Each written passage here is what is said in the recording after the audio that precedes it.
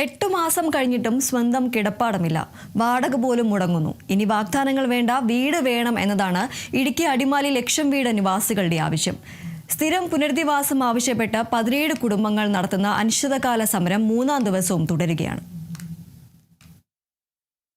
8 മാസം മുമ്പ് അടിമാലി ലക്ഷം വീടിന് സമീപമുണ്ടായ മണ്ണിടിച്ചിലിൽ 17 കുടുംബങ്ങൾക്കാണ് വീട് നഷ്ടമായത്. തുടർന്ന് ജില്ലാ ഭരണകൂടം ഇവരെ വാടക വീടുകളിലേക്ക് മാറ്റി. എന്നാൽ വാടക കൃത്യമായി ലഭിക്കാതിരുന്നതോടെ കുടിശ്ശിക വർദ്ധിച്ചു. ഇതോടെ പലർക്കും വാടക വീടുകളിൽ തുടരാൻ കഴിയാത്ത സാഹചര്യമുണ്ടായി. മുൻപ് സമരം നടത്തിയതിനെ തുടർന്ന് കുടിശ്ശിക വാടക നൽകിയെങ്കിലും പിന്നീട് വീണ്ടും വാടക മുടങ്ങി.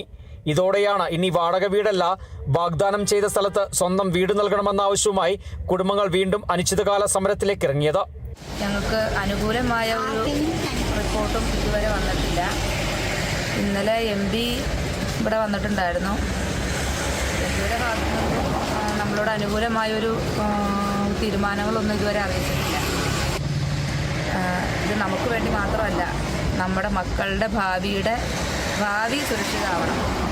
അപ്പോൾ നമ്മുടെ ജീവൻ കൊടുത്തും നമ്മുടെ മക്കളെ നമ്മുടെ ജീവൻ കൊടുത്താലേ ഇത് നമ്മുടെ മക്കളുടെ ഭാവി സുരക്ഷിതമാകുന്നുണ്ടെങ്കിൽ അതും തീരുമാനിച്ചിട്ടാണ് ഞങ്ങളിവിടെ വന്നിരിക്കുന്നത്. അപ്പോൾ ഇതിനൊന്നും നിങ്ങൾ കൂടുതൽ ദിവസങ്ങൾ മുന്നോട്ട് തള്ളിക്കൊണ്ടുപോകാതെ എത്രയും വേഗം ഒരു തീരുമാനം എടുത്ത് ഇതിനൊരു അനുകൂലമായ തീരുമാനം എന്ന് പറഞ്ഞാൽ ഞങ്ങൾ അംഗീകരിക്കുന്ന തീരുമാനമാകണം. സമരപ്പന്തലിലെത്തിയ Idukki MP Dean കുര്യാക്കോസും Devikulam MLA F രാജിയും ജില്ലാ കളക്ടറുടെ നേതൃത്വത്തിൽ ചർച്ച നടത്തി പരിഹാരം കാണുമെന്ന് അറിയിച്ചതായി സമരക്കാർ പറയുന്നു. എന്നാൽ ചർച്ചകളല്ല, സ്വന്തം വീടാണ് വേണ്ടതെന്നും കുടുംബങ്ങൾ ആവർത്തിക്കുന്നു. സ്ത്രീകളും കുട്ടികളും ഉൾപ്പെടെ 17 കുടുംബങ്ങളാണ് മണ്ണിടിച്ചിൽ സാധ്യതയുള്ള പ്രദേശത്ത് സമരം തുടരുന്നത്. Bineesh Antony, Kerala vision news, Idukki.